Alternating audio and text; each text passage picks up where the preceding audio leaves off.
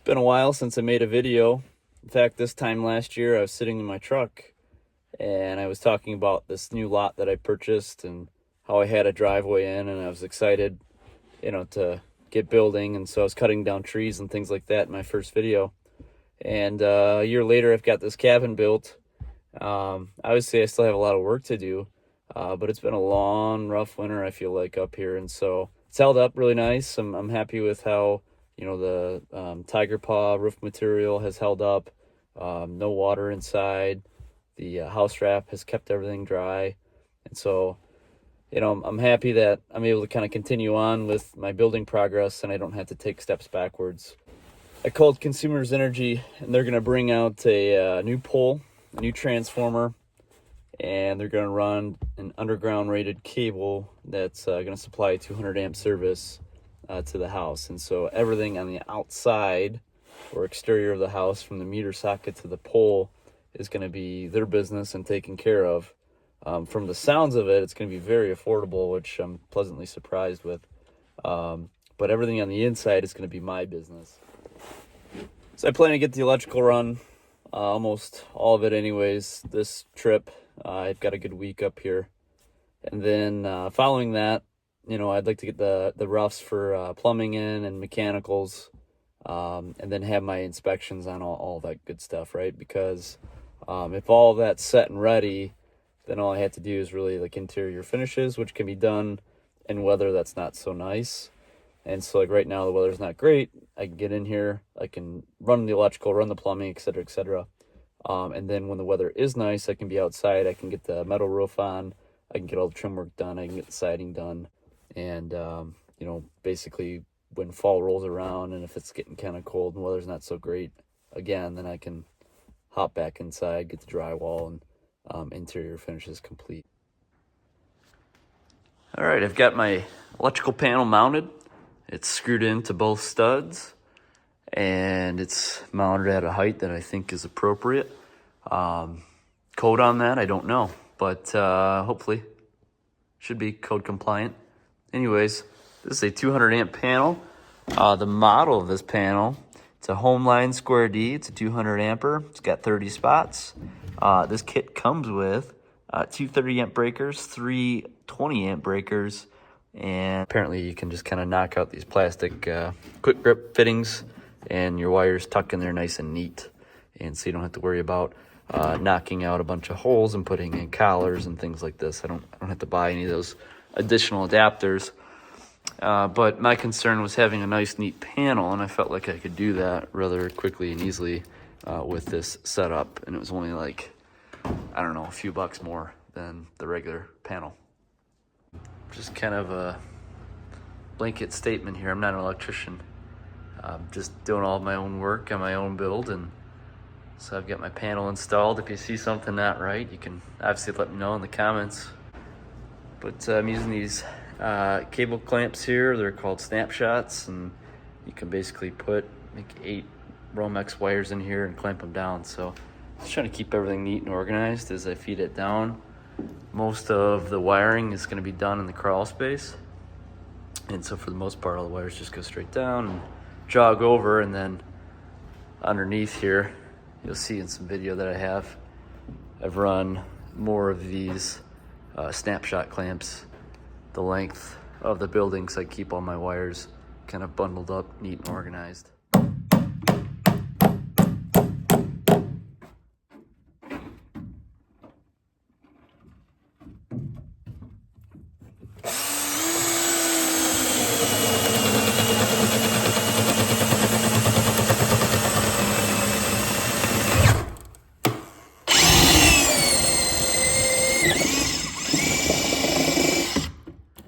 Ultimately, I'm going to have to drill through some of the floor joists to run wire. So you can see that I've got wire popped up feeding this outlet here. I've got wire coming down, up and down and up and down.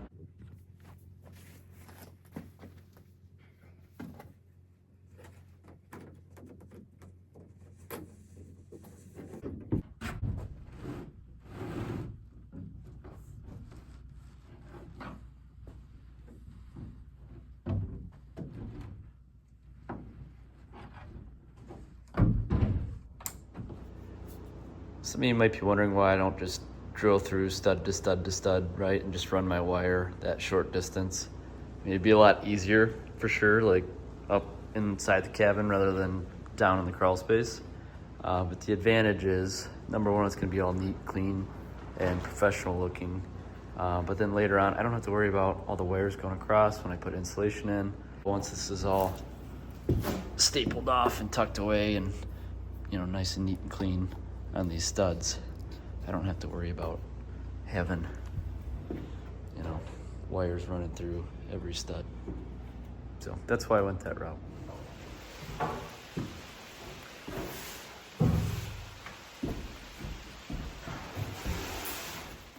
One exception I've made for drilling through the studs was to connect the patio door lights. I felt like that was best just going overhead, and then I didn't have to drill another set of holes through the floor joist underneath. So I've already got a bundle of wires going through my floor joist, and I felt like that was just kind of a quick, easy solution.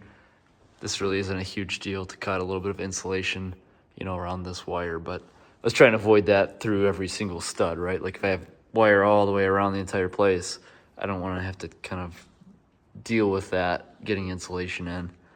And so I won't, because everything's all neatly stapled off.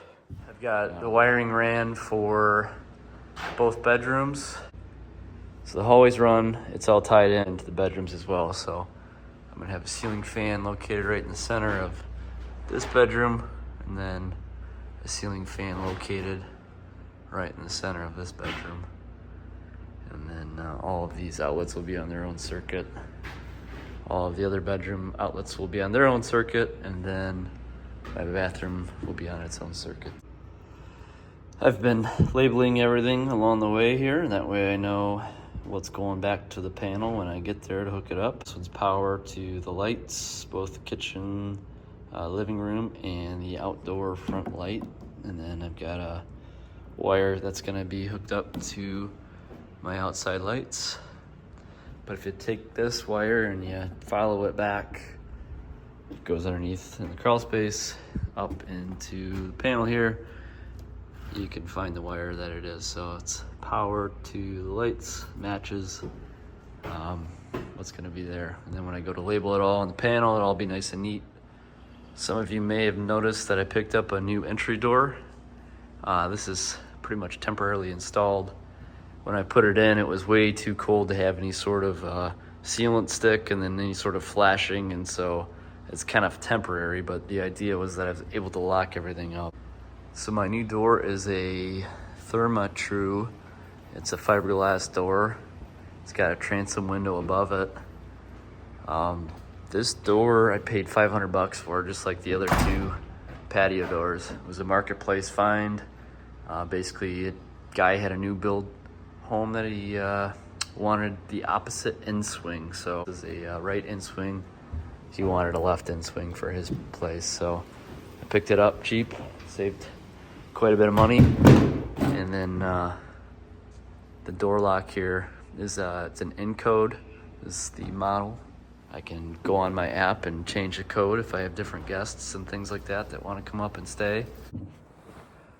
All right, so I'm gonna wrap this video up. I've got a good start on my electrical work in the front half of this building. I have yet to figure out my kitchen layout. And so once I get that squared away, I'll run the electrical for that. I have the bedroom outlets to hook up yet, the bathroom to hook up. And again, I'm not an electrician, so I don't know how much value there is in watching me do electrical work. So I'm gonna get all the rough stuff kind of wrapped up. There are some cool things that I plan on doing in the crawl space, like running a dehumidifier. In addition to that, I have a tankless water heater to wire in, and I plan on heating and cooling this place with mini splits. You know, once I get to those things, I'll kind of show you more about that, but I'm just gonna kind of wrap things up for this video. Thanks for watching.